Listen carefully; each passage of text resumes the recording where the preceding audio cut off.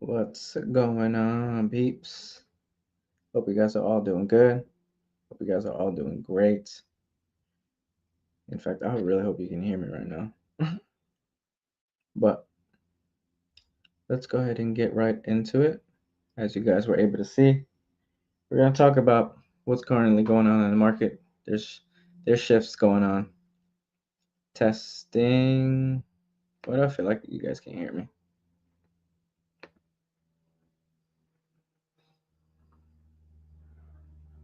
Let me check my audio. Check. Yeah, no, we should be fine. Make sure I'm good before I really get into it. Because as you guys may know, there's a lot changing going on. There's a lot going on right now in terms of changes in the market. And quite honestly, it seems like it's one of those things where is it true or is it, kind of just information that's just out there so people can panic because I all saw the title, which, is the market really shifting at this point in time?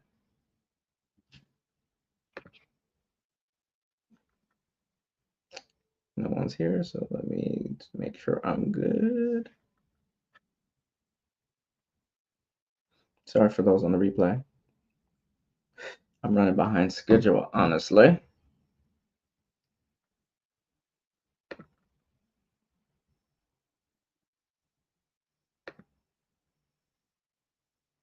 And I would really hate for me to continue and you guys can't hear a word I am saying.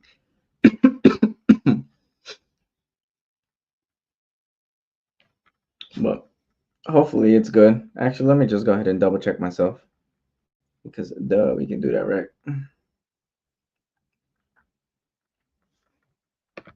Since it's dead and there's no one here, I won't be boring anyone.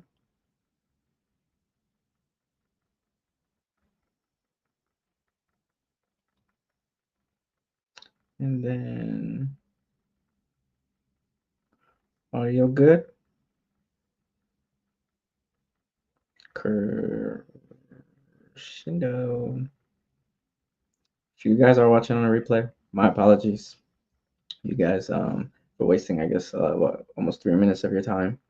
But as you guys know, the real estate market right now, or if you don't know, real estate right now is actually in a weird place. And I say this because I've been having way more conversations with individuals, and I kid you not, a lot of the conversations are, I don't think I'm ever going to be able to purchase.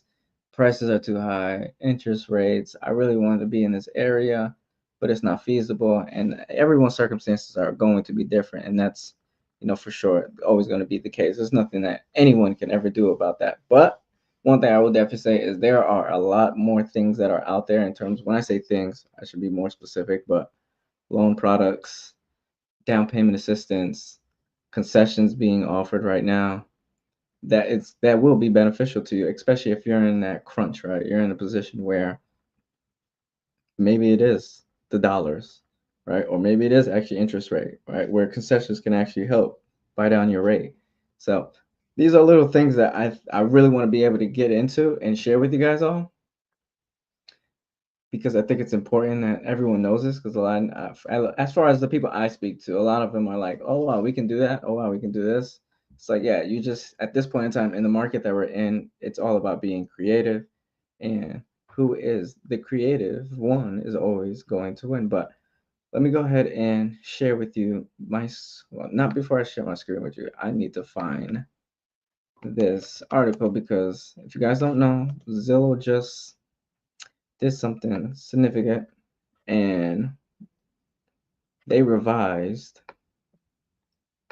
their outlook, meaning what they initially had for the year in terms of projection wise, home price specifically, they essentially went back on it and revised it and did whatever it is that they need to do for whatever reason. And honestly, I don't know if it's one of these things where it's like intentional or is it actual? Is it actually facts? One thing I could definitely share is there is, of course, a lot more inventory. Let me do this. I cannot see anything else, so bear with me. As you guys may know, this right here is showing where prices have went in the past year over year. Hartford right now seems like to be a hit. Rochester, New York seems like to be a hit. So of course, Northeast is still at this current moment holding the crown, which has kind of been the trend for a while. I would say towards the end of 2022, really the Northeast really started to take off. Then we have California with a minus 2.4, Phoenix 1.4, New Orleans is down 5%. Wow. And then you have Austin, Texas down 1, and you can see the Floridas. Um, don't it's not giving you any specifics in terms of Florida, which kind of stinks.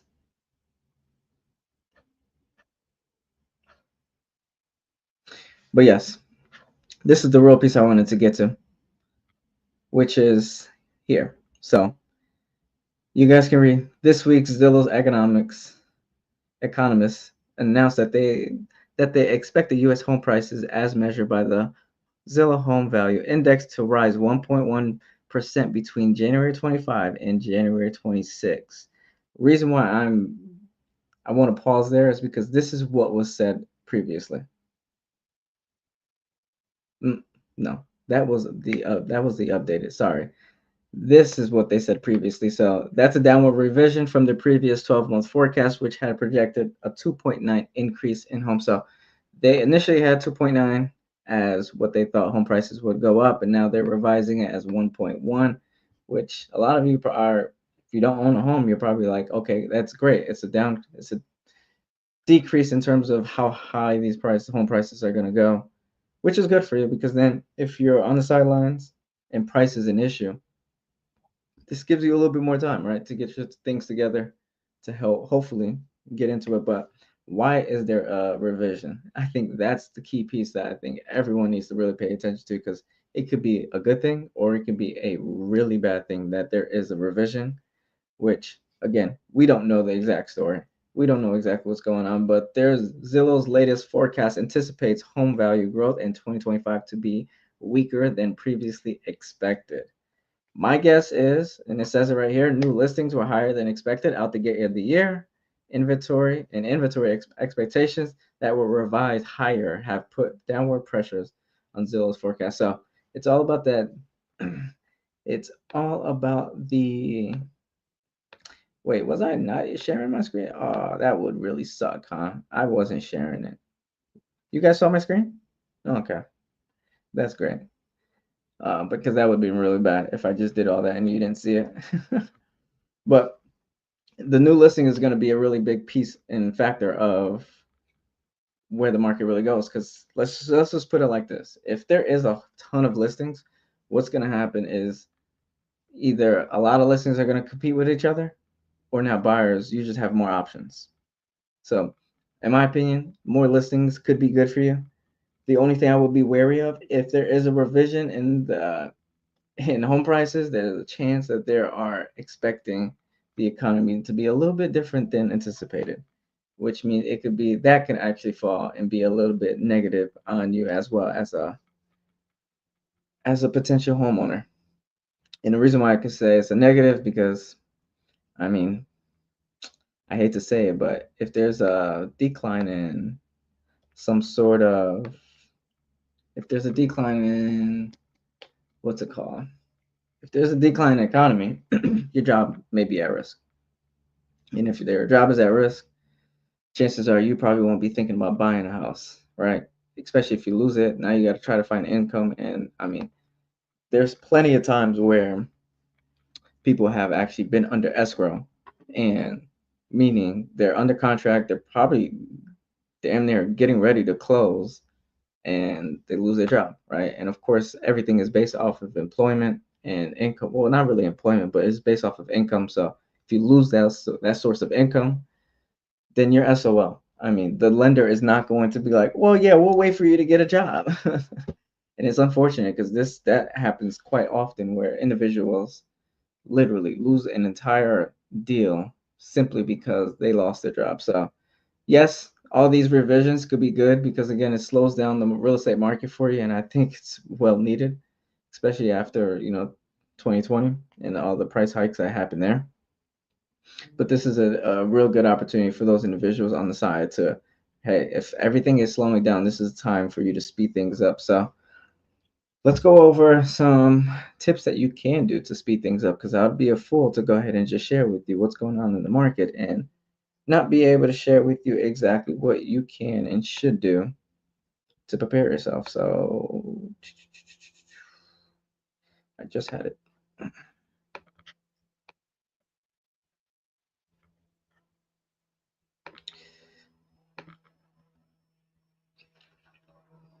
All right, I'm about to share my screen. And so I'll drop some additional outside of what's shared here. I'll even drop some of the things that I think could be helpful if you're a first time home buyer or just a home buyer in general. Honestly, you don't even have to be a first time home buyer to really go about these tips. And these are actually tips from Barbara Corcoran from where's she from again? The show Shark Tank. There it goes. If you guys don't know, she actually had her own firm. It still has her name out there. I just don't think she owns it anymore. I just think that she sold it off to whoever. But we'll just look. I mean, she probably is biased. I don't know, but she always says it's always a good time to buy a home. Her words, not mine. But this first part here, which is target homes that have been sitting on the market a little bit longer. Now you're probably wondering why, what in the heck do I do that? I don't know how often is it that I even work with clients, and a lot of times no one wants to look at homes that have been on the market for 30 days or so. And I understand it, right? It's like if for the past 30 days of that many, if for however long it was on the market, if people still didn't pick it up, then what's the problem with it? Right? That's always the first assumption there's an issue. Or it could be just it could be overpriced and the seller doesn't want to accept an offer that is below what they want. So sometimes you got to think about it. And just because a home's been sitting on the market longer doesn't necessarily mean it's a bad thing. And I think now, especially depending on what market you're actually in, that actually can be one of the things that you'll see more than you typically were probably used to. Now I know at least in the Raleigh market, we're sitting easily at 30 days, right? Days on market. So it's not like homes are coming on the market and flying right off immediately. No, they're sitting for a little bit. And of course, if it's a really good home, a neighborhood that's really desirable for you or maybe somebody else that's living in there or wants to live there, then yeah, I mean, it may go sooner. Don't take my words for verbatim, as in like, just because homes are sitting on the market, that means you could take your time. If an opportunity presents itself, then you might have to strike. Um, yeah, and I mean, she says it here. She says, avoid the new shiny listing because again, there's really less bargain space, and that's another thing. Maybe I'm jumping ahead of myself, but it's all about at this point homes that do sit on the market a little bit longer. You have a little bit of leverage because that seller probably didn't think they were going to be there for that long on the market, and of course, most sellers that are selling, they have a plan, and their plan is not to be in that house or not to own that house anymore, I should honestly say.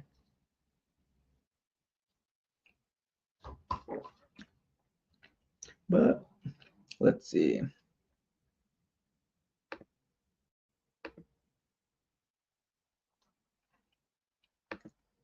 Mm-mm-mm. Yeah, so again, it's all about digging deep and finding those hidden gems. The homes that are still really good, but just people are overlooking them because the days on market. And this is where your real estate agent could be really helpful as well. We literally can set a criteria where it's like, I want to see homes that have been on the market for 30 plus days. And you can get sent that list entirely. And I would recommend just, hey, speak to your real estate agent and have that dialogue with them and let them know like this is something that you're looking, this is what you want to do, so that they can help you do that. I don't know why I still have that highlighted, but homes that have been on the market for 9 months or longer, that's a stretch.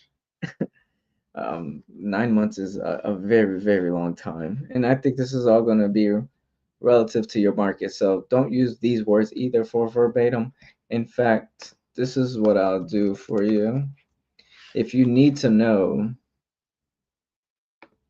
if you need to know what your days on market is for your area, just go to Redfin. I think Redfin has one of the best interfaces to show this information. And because I'm zoomed all the way in, it won't show me right now. So let me zoom out.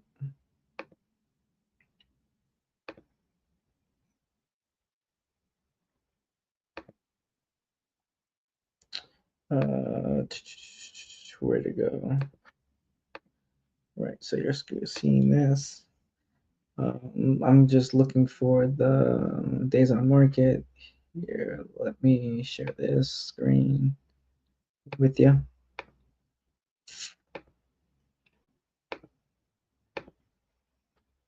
And if you have any questions about the things I'm going over, or specifically on area that you're looking at, this is probably the best time to bring that up, because then I can actually show you and go through it with you. So throughout the entire United States, it's 56 days on market, but let's go through some of the bigger markets just so you guys can see. I know Raleigh isn't that big of a market, but as you can see, wow, 53 days. So there's that, right? So if I go back and give me another place, where's a common place I don't want to do? Let's do Nashville. I don't know why that came to mind. 82 days. So you see, that's really 3 months. I don't know why she recommended to look at something for nine. We'll look at a house that's been on the market for 9 months, but I honestly would start there. Right, find the median days on market just to give yourself an idea, and you can actually see give yourself an idea how long is our homes typically on the market for before they even sell. And if it's on longer than 82 days, then obviously do your due diligence, really see if it's a good price. Make sure you do inspect it, walk it, do whatever you got to do to make sure it is a property that you really want. But as you guys can see, I can go back 5 years from now and you guys can see the data in terms of days on market specifically has been always lower than, I shouldn't say always, but started at 60, let's just say 60 days on market in January 2020, and literally didn't see that until 2023, or end of 2022, beginning of 2023. So that's that. I mean, you got that tip. I'll go ahead and let's go ahead and go right back to that article so you guys can see what other tips that you guys can go ahead and take away to help your search, because again, this market is shifting, and I mean, I don't know how loud I can say this to everyone in the back. In fact, let me do this, because this is the important piece here. This is the piece where it's like, I'm really big on making sure I can help every individual that I work with get a home, right? But if you're one of those individuals that you feel like it's tough, you don't think it's possible, there's so much stuff that's going on right now, and in a good way, right? So much stuff going on that you can take advantage of. Like just recently, it was brought to my awareness with one of my lender partners that there's a program, and I was like, wow, this is actually better than North Carolina's down payment assistance program. And I was just like, this is pretty insane. And of course, these things are not going to be offered all the time. This is just where certain relationships that are nurtured or at least worked on with your real estate agent, or maybe yourself, maybe you even have it. This would be a good opportunity to reach out and say, hey, do you guys have any lending products that can help me get a home and I don't have to pay anything out of pocket? Like, I kid you not, the one I was just introduced to, it was, don't quote me on this because I'm not reading the email, but if I'm not mistaken, it was like 15,000 down, that they're giving to you as a down payment that you can use as a down payment. You can use that as closing costs. You can use it to pay down your rate. Typically, what I see is North Carolina, they'll give you 15,000 or whatever that number is and say, "Hey, here's your down payment." That's the only thing you can really use it for. Or, "Hey, here's your down payment," and maybe you can trickle it in to closing costs, right? There isn't the flexibility to do all these different things with it. And I think the best part about the loan product that recently came across, it was that 15,000 was forgiven in 3 years, right? In comparison to North Carolina down payment assistance, which is that's it forgiven after like year 15, right? So it's a huge difference. And I'm not here to advocate or even downplay the North Carolina down payment assistance because they've been consistent at what they do. They don't switch up. It's everyone else that's switching up and kind of trying to get people to purchase, and that's essentially what's happening. But find that product for you because you can get a home if you find that product that's going to help you. So maybe it is like I'm mentioning, right? Down payment. There's something out there that's going to help you. Maybe it is your credit, right? That's something that obviously you can work on right now. If it is closing costs, find a home that's been on the market a little bit longer, then have the seller cover your closing costs. I mean, I can go on and on with these strategies, but let's just go back to this article. Let's just do it. Not this one. Shop off season. Ah, that's a good point, right? So that's another good point actually that she just mentioned. Shopping off season because even though we're seeing a lot of new listings, we're about to approach spring and then summer of course comes, but approaching spring means a lot of homes always this is like the season, it's like a cycle, right? So spring and summer are the two hottest seasons for real estate specifically. When I say hottest, that's when people are moving the most, right? Whether it be sellers putting a home on the market or buyers actively looking to purchase to do whatever it is that they need to do. And you're probably wondering, well, why are those two seasons specifically?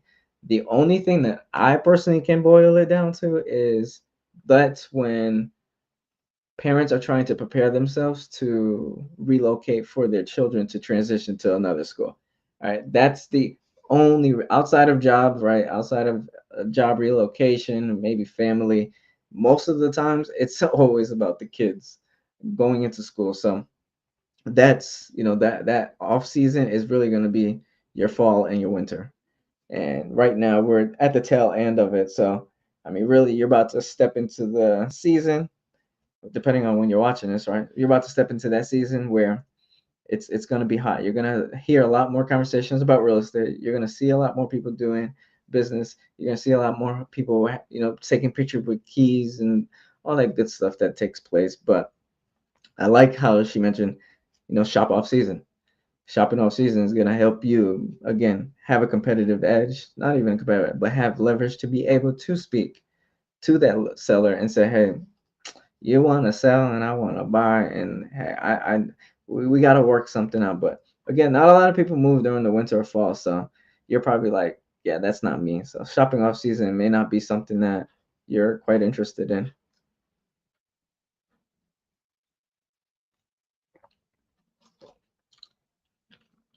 Then we have, ooh, then we have don't be afraid to do a fixer upper.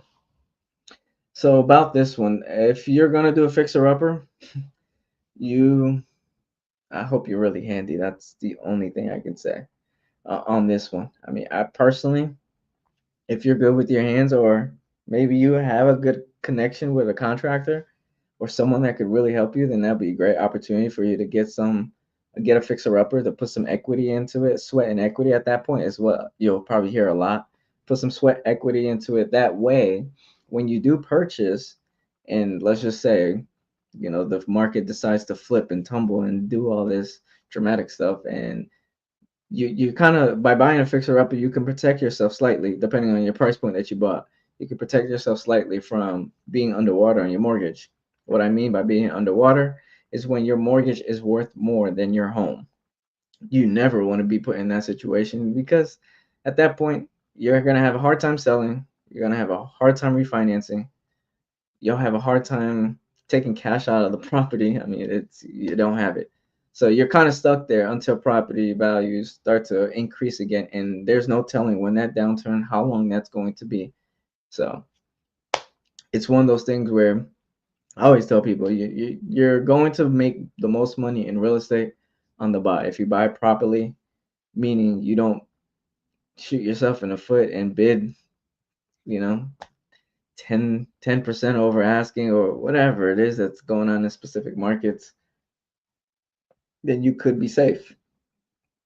Otherwise, you'll really hurt yourself. And that's just the name of the game. So you can always look at a fixer upper, but just be ready to put some sweat equity into it. And in fact, there are loans out there as well. So if you do look for a fixer upper, I know VA has one, a construction loan specifically. In fact, the VA has one where you can buy like they allow you to do a fourplex on a plot of land, which is insane. I mean, you want to talk about house hacking? I know a lot of people do the 3-2-1, where they'll buy a three multi-family home and live in one, and then they'll buy a two, and then they'll buy the single family. But with the VA, yeah, you could do fourplex. So you go as high as four, and the same thing goes with FHA. So it's the FHA, it's 203K loan, and that's a renovation loan as well, right? So they essentially front you the money. They expect you to get that work done, and I believe it's a certain amount of time. If I'm not mistaken, it's 12 months that they're expecting you to have all that done so that it can be livable, right? So FHA and VA, those are two specific loans that they are going to require you to live there. So you can't just sit on your hands all day and expect what I was gonna say. Can't sit on your hands all day and expect someone to let you kind of just go by without doing the I'm losing my train of thought real quick. Oh man. Yeah, so you can't just sit on your hands and not do construction on home because again, FHA, VA, they're requiring you to live there. It has to be a primary residence. So, anywho, let's move on to the next one. But I have to rearrange myself because my legs hurt. This new setup that I'm at is horrendous. Can't wait to go back to my spot so that I have everything I need right in front of me and I don't have to do all this. But look for second homes with a second entrance. What? How is this a tip? I'm really curious. An overlooked way to save on a home is to purchase a property with a second entrance, a basement, or back of the house, and it qualifies as. But why does that matter? Okay, that matters because a second entrance may reduce insurance costs. Ah, you can create a small unit in the basement or the back of the house where you can offset. Okay, I see. Okay, I still don't understand the logic, but I mean, I understand the logic. I just don't understand why that really matters. Because if you don't rent out the property to someone else, even despite them having their own interest and you may not cross paths with that person. Not everybody's going to actually want to rent out their place. In fact, in addition to this, what I'll say is if you really want to look for a home with a second interest to be able to rent it out and offset your costs, whether that's insurance, help out with the mortgage or whatever the case may be, you can also, a lot of states now, they're starting to at least have that conversation. May not be so much of actually implemented right now. I know California is the only one where you can do an ADU, accessory dwelling unit, which is just an addition. You're adding like, I don't know if you guys ever seen like those smaller homes. Yeah, maybe you should have. There's no way you didn't. They're all over the place. People talk about them all the time. Small home. So yes, I will. Oh man, I could have just shared that screen instead. So yeah, I'm talking about this right here. So this is not an actual accessory dwelling unit, but you can do something like this, right? Just a home in the back of your property, have it be separated, of course, whatever guidelines, criteria that the state or that jurisdiction has for real estate. And a lot of people are doing this in California right now. They're putting smaller homes into their property because I guess California has nowhere else to build. And so actual homeowners are taking part in it and doing this. I heard a story, Graham Stephan, he actually said that he was doing this in one of his properties. And the YouTuber Graham Stephan, he actually said that I think he put like 200,000 into it, which whew, obviously you guys don't have to do that, but if you want to, knock yourself out. But that's, what a lot of individuals are doing. If you don't want to necessarily look for a home with a second entrance, but maybe you do want to offset costs, so and or you want to Airbnb it, right? Verbio, whatever. But those things can be used. But before you buy, here's another tip. Before you buy, check climate risk, which is huge, because I mean, with California's fires, North Carolina's freaking flooding. I mean, this is more important now than ever. And if you don't know where to find the flooding, uh, is it the USDA? No. If you don't know where to find the flooding, you can honestly probably just Google it, where to find it. And I should have had this already up.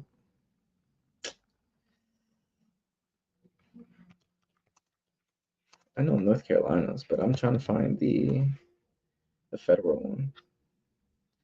Here, FEMA. I was missing out on the name. Yes, so just go to FEMA's here.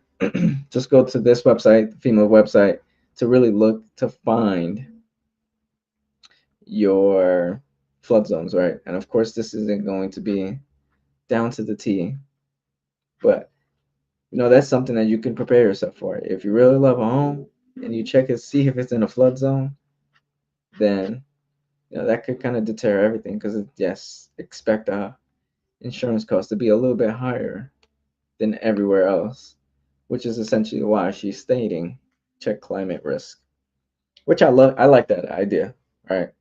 Because even if you find that property has been on the market for a really long time, you have the seller, or at least your agent or yourself spoke to that agent and spoke to the seller, and you kind of get the sense that you can negotiate with this person a little bit more.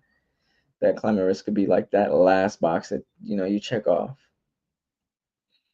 because insurance that's not something that you're going to want to be a fan of, because those things will go up. In fact, yes, your mortgage can change from time to time if you did not know. And when it does change, it's changing because of property taxes, it's changing because of insurance. Those two things are changing. Is there really anything else? No. It's just those two things that really change the mortgages. And so if you purchase an area that is at risk of flooding or maybe even fires, um, or even hurricanes, tornadoes, I mean, you name it. Yes, the insurance company will go get theirs and they won't care. They will say you either take it or you leave it. And it may come a time, and it may come a point in time where a lot of these places that are at risk, it might be a desert, honestly, because these insurance companies don't want to insure no one anymore.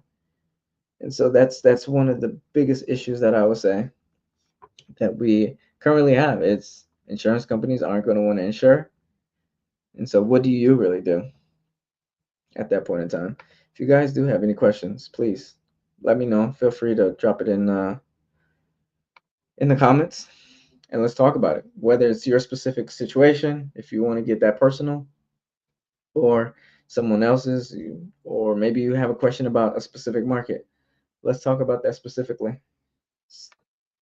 Uh, because now I have a few questions here that I think can also help you and kind of get you to think about the housing market right now that we're in, because it could get really ugly in a bad way. And if it is really ugly in a bad way, you probably won't know how to navigate it, right? So this is what this video is really set here to do. Is yes, it could be really ugly. You probably won't have fun in it, I don't think anybody's gonna really have fun because again, it's one of those things where it's everyone's head is gonna be everywhere else but purchasing a home, and it happens all the time.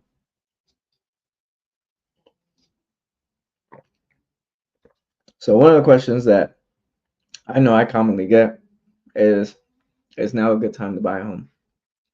As as Barbara Corcoran will always say, the best time to buy a home was yesterday.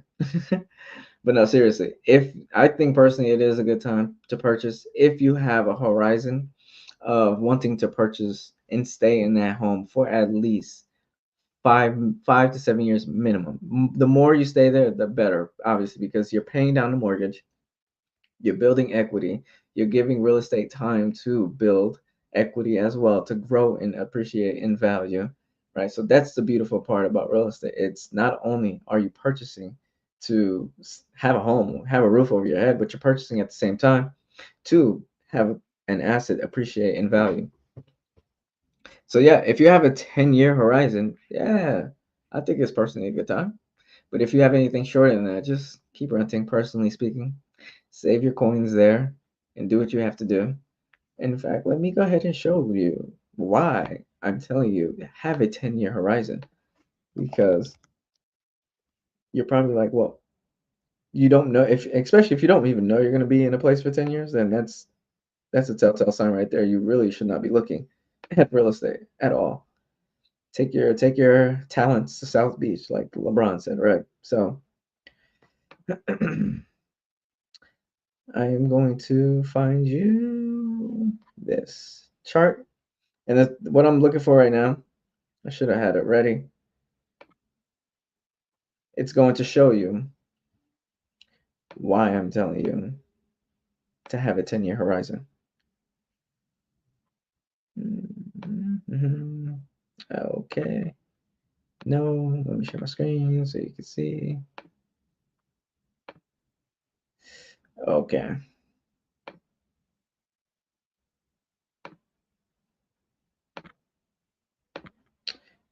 So if you look at this screen here, you will see, and this is over a 10-year horizon. Shocker, huh? This is the house price index. So is this actually stating the time?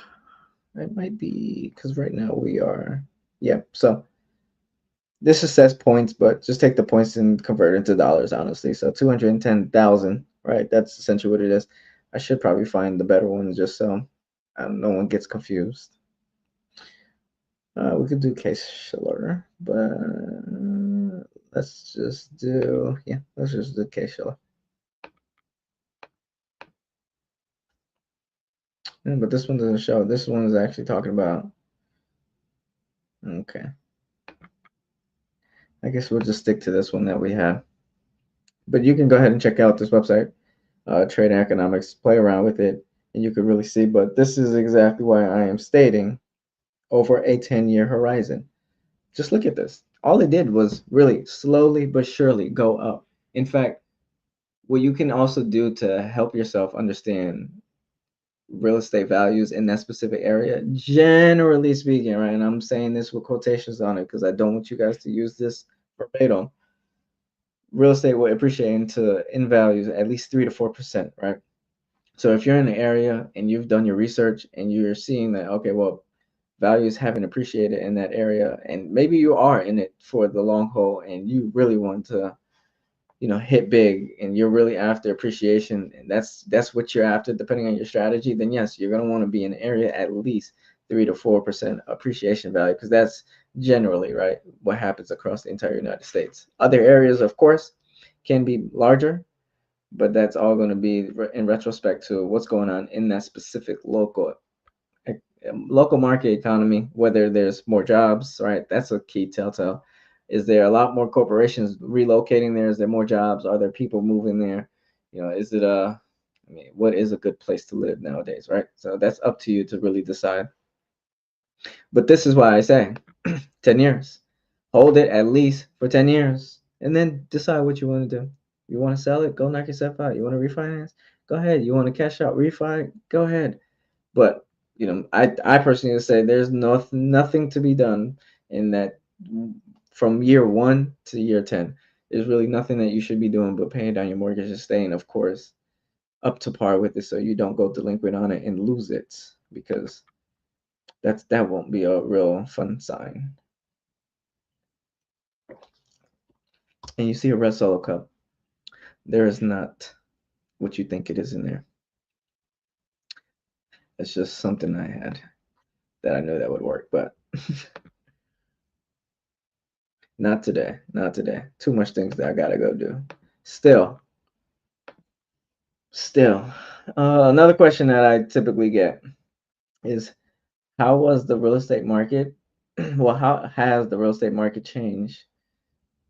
Interesting. Sorry, I'm looking for something. How has the real estate market changed since 2020? So since 2020, what really changed is, obviously we all know interest rate, we know prices.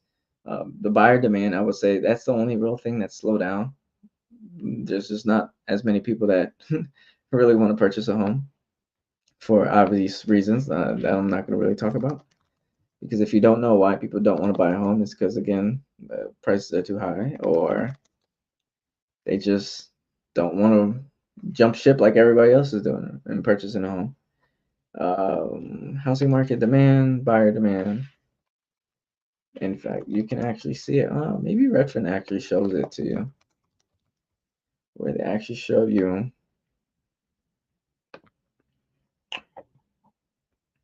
what the buyer demand is. No, it doesn't show you. I mean, this is the closest that I could get. This is the closest that I could get with kind of sharing with you what the demand looks like and what happens when demand does get suppressed and people are not actually purchasing. It looks like this, right? So you have home prices essentially coming down. Let's put it over 5 years so you guys can really see what it looked like prior to what it looked like during 2020, honestly, because we're at that threshold. But you can see, right, it's constantly rising, because here in 2020, right, there was a lot of people wanting to purchase, right? And this is kind of where it kind of stopped, right? Because interest rates went from, if I'm not mistaken, this is the year where interest rate went from like 3% to 7, and everyone was like, pump the brakes, and everyone's chilling now, kind of sitting on the sidelines, and this is what you can kind of see. There's also another way, if you're really into all this stuff and you really want to figure out how do you keep track of home buyer demand, because maybe you're on the sideline, you just don't want to be in that market where you're competing with everyone.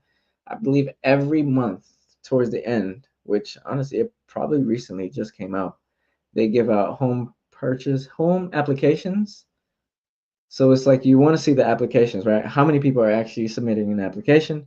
If that number rises, then obviously more people are in the market for whatever reason. If that number is low, then they're not in the market.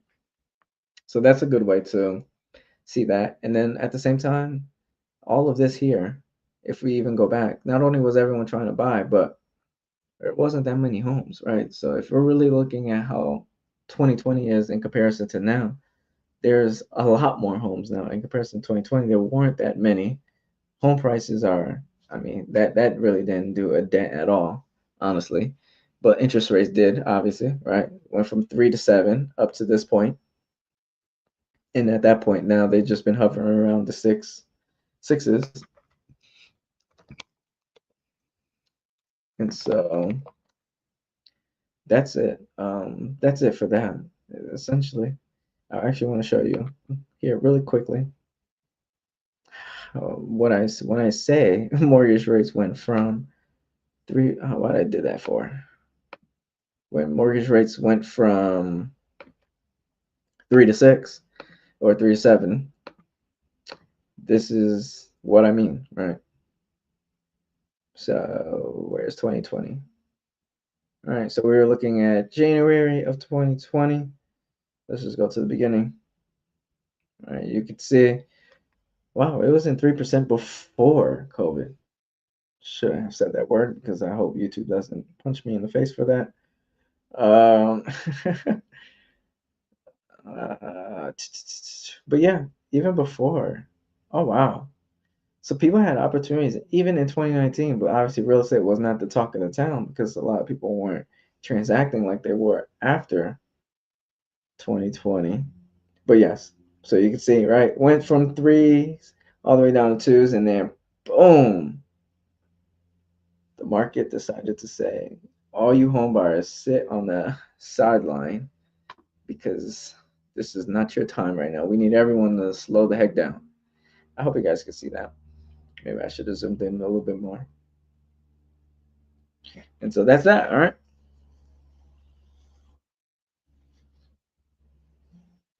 And so let's go ahead and go to my. Now you guys know what rates are. Another good question I typically get is it good to rent or buy? And again, I'm going to lean on, are you staying in that place longer than 10 years, or at least minimum 5 to 7 years? Honestly, you have to be there for that long. Otherwise, it just doesn't make sense. Just go ahead and rent. Don't let anyone convince you otherwise, because you'll just try. If you try to sell prior to, and there isn't no crazy gain, like a lot of people who bought prior to 2019 had an opportunity to sell in 2020, 21, slightly in 22. Right, in 2022, they had the opportunity to sell it, and they were in their homes less than 5 years, right? Those opportunities, I don't personally speaking, right, at this point in time, I don't think those opportunities are going to constantly show up all the time. So that's why I'm saying 10, or I'm just saying 5 to 7 minimum. But ideally, I would really reach and aim for that 10-year mark, right? If you're planning on being in that local area that you're already living in for 10 years, then yeah, I think it would be a good opportunity to purchase. Otherwise, just go rent. In fact, if you want to do this, you can go to, again, another good source on Redfin where you can go ahead and compare, right? So if you're really conflicted between two cities, let's do Raleigh, and then let's go do good old Austin, Texas. I'm not gonna add a salary just because I want you guys to all see it, right? So right off the back, it tells you the cost of living in Austin, Texas is the same. Haha, look at that. But housing is 13% more than Raleigh, right? Even on the rental aspect, it's a lot more, right? And this is something that you can find on Redfin. I'm sure there's other cost of living calculators that you can go ahead and take a look at to see.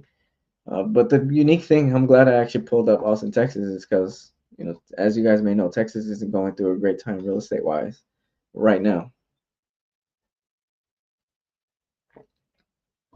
That can change, but these prices. I don't know if Austin, Texas, but I know Texas is. And again, real estate is a really hyper local, like what do I call it? An asset class, I guess. Right? It's really hyper local. So if you think what's going on in Raleigh is the exact same thing as what's going on in Texas, anywhere in Texas, or even California, Florida, no, that's not the case. You really want to be specific to your market. And I thought I was sharing my screen. Sorry. I really thought I was sharing my screen. This is the source I was talking about, where you could see if you were really conflicted between whether you should purchase or rent. I would say go to a cost of living calculator and see what is it that they're actually saying. All right. And I mean, this is a source where you can even check out other stuff if you're interested. Obviously, we're here to talk about real estate and how to prepare yourself if the market goes ape. Ooh, if the market goes ape-ish, but if it doesn't, then obviously you can still use these things to your disposal and see. Austin is just all across the board expensive, bro.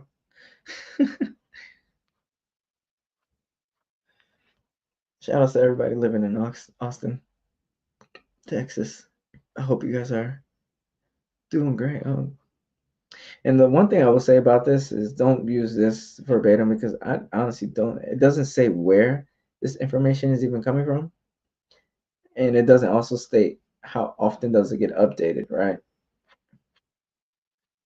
So those are the two things that have. Okay, so yes, I don't know if it's okay. That's talking about the terms. No, I'm looking for specifically where did these numbers come from and how recently are they updated? Because if it was a real long time ago, then that's not going to help. But at least it's gonna. I know they have the information on real estate. That I know for a fact. But everything else, like utilities, groceries, transportation, healthcare, lifestyle, I don't know how they're coming up with this information, which could be troublesome, right? Because if you're trying to prepare yourself and you're seeing all this false information, I shouldn't say false information, but inaccurate, then you will have a problem.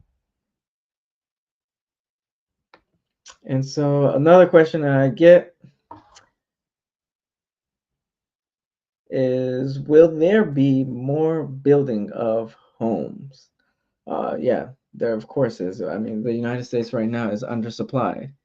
And so because that's the case, and the weird part about that, even in itself, is the government doesn't really get involved in real estate, which is why I'm like, the only way that the government can really help with the building of it is to help with policy. I know a lot of states, I really only California, I think it's the one that implemented is the ADUs, right? So they're putting things out there to help with the cost. And the reason why you want to understand, is there going to be more building is because that right there is going to reduce the cost of the homes. If there's more inventory, then the prices are going to essentially come down slowly but surely.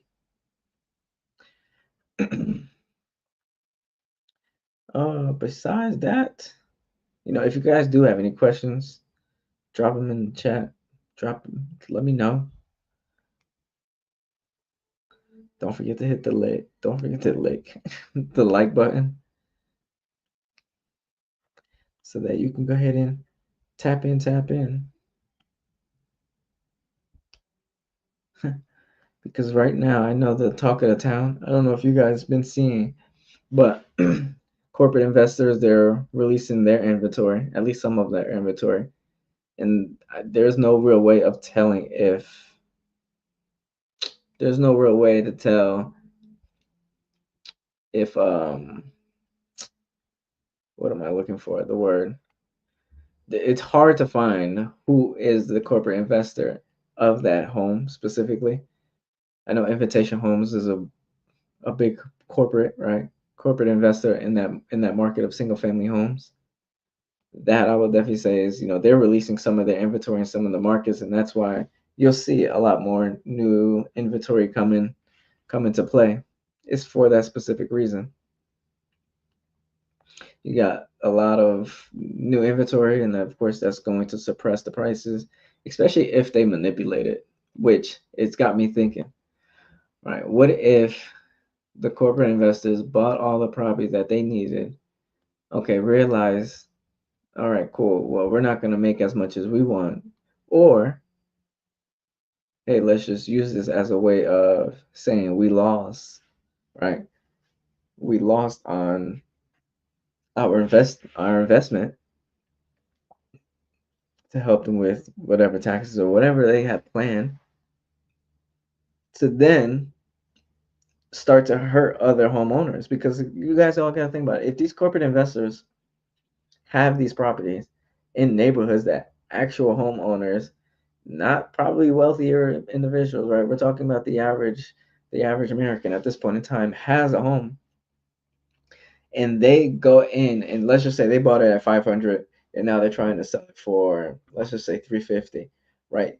And someone actually buys it for that 350, that right there is going to hurt every single one of those homeowners in that neighborhood up until that point where somebody is willing to pay 500 again for that home, that same exact home that was on the market for 350. That is where things can get really spooky. And the reason why I say spooky is because you're trapped. Again, if your home value is less than your mortgage, where are you going? Please inform me. Because as far as I know, I don't think you're going really anywhere.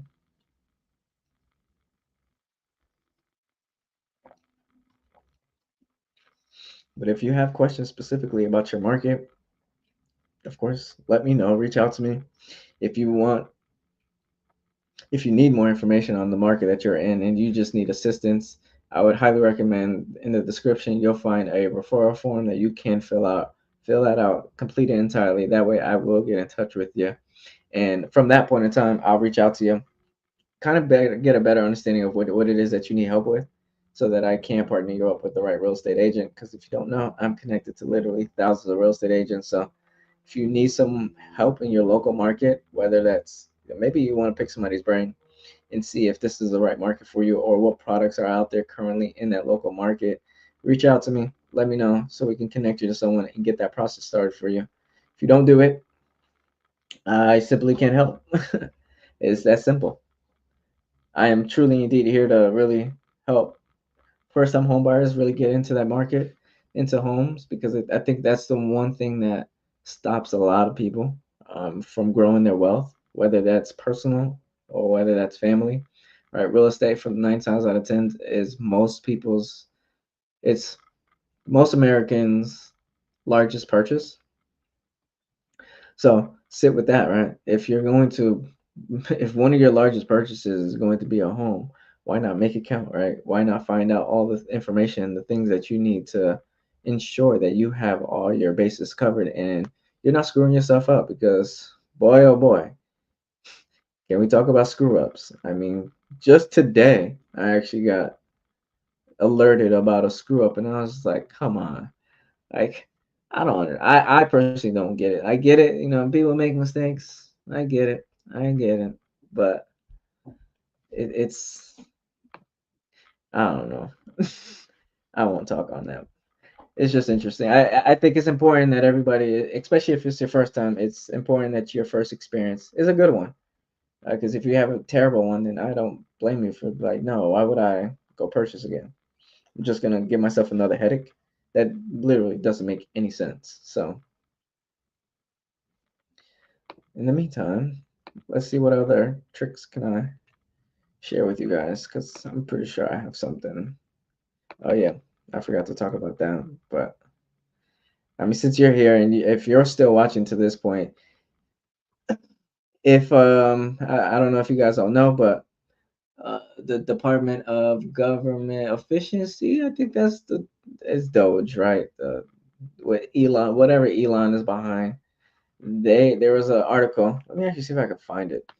There's an article that was just put up, or at least that I came across, and it stated that they're actually talking about giving a stimulus check for for the money that they found that obviously it was not being used properly. I guess it's their way of saying here to the people, and it's like, hey, you know, we'll give out we'll give out these extra funds that we found, and if we find more, then they're gonna give it out. I think if I'm not mistaken, if this happens, this will be problematic for real estate. Just think about what happened in 2020 when stimulus was given out. It's the same cycle, right? It's the same exact thing that's occurring here. Even if this is a good way to help Americans, which I'm always behind helping people in general, right? Whether it's through mental, physical, financial situations. I mean, you name it. I'm all behind it. But what this is going to do is give money to individuals to now go out there and spend it. And if they spend it, all the asset prices literally just repeats and recycle. Or maybe this is a way of saying, hey, there's pain on the way, so prepare yourself, right? Here's some money. But I think if I'm not mistaken, I read that there's like only 55 billion that they were able to save or find that was being misused. And in order for them to give out the 5,000, which is kind of what they're talking about doing right now. I don't know if yeah, I'm doing it. Cool, cool. Right. So they're looking for 2 trillion. What the heck? They're looking for 2 trillion cuts from the government to be able to give out that 5,000. He takes 20% of the savings, 400 billion. Yep, that's crazy. If they're able to find $2 trillion in cuts, And if I'm not mistaken, during 2020, there was like $7 trillion that went out to the world, right? To be able to spend and purchase, whether that was stocks, homes, but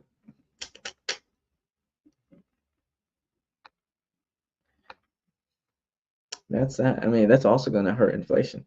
So yeah, those and stimulus checks that I think would be great to get it, but is it going to be great in the long run?